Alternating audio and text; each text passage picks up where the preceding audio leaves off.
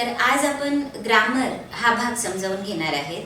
तर ग्रामर अभ्यासत असताना तुम्हाला आता इयत्ता पहिलीपासून तुम्ही इंग्रजी शिकत आलेला आहात, तरीही तुम्हाला ग्रामर का अवघड वाटतं याचा जर मी विचार केला, कारण विद्यार्थ्यांना ग्रामर म्हटलं की बापरे, आता टेन्सेस आणि ह्या गोष्टी कशा करायच्या. तर आजच्या या व्हिडिओमध्ये आपण बघणार आहे की 8वी 9वी 10वी हा जो तुम्हाला ग्रामरचा भाग आहे इंग्रजीमध्ये, तर त्याच्यासाठी बेसमेंट आपण कसं तयार करायचं.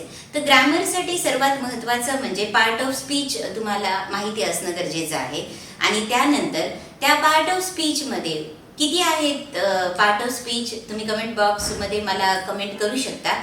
तर जसं की नाउन, ॲडजेक्टिव्ह, वर्ब. तर हे अभ्यास करत असताना सर्वात महत्त्वाचं म्हणजे त्याचा अर्थ तुम्ही जाणून घेतला पाहिजे.